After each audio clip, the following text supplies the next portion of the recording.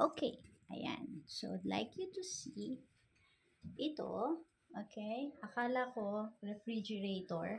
It's bigger than a refrigerator. Well, that's what I think it was. So anyhow, ito po yung height ko. I'm 5 foot, exactly 5 foot tall, and this is about 6 foot tall.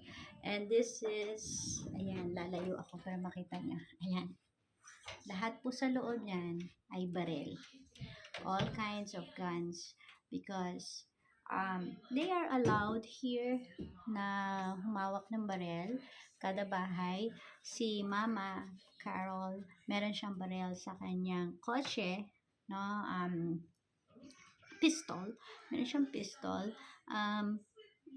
Pang self-defense nila. So, hindi ko alam bakit kaya nakadaming baril kailangan dito. Yeah. But this is a safety vault sa mga baril ni Daddy Jack. Ayan. So, just showing them to you, you know, akala ko talaga refrigerator siya kanina, no? Parang ano lang ako, no? Yeah, but it's all good, no?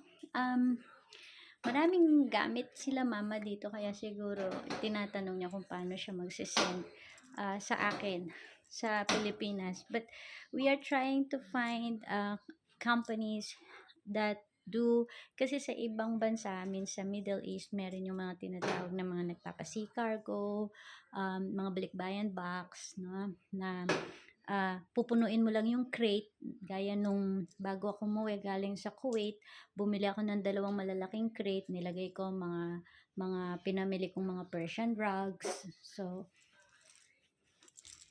they heard that. Heard what?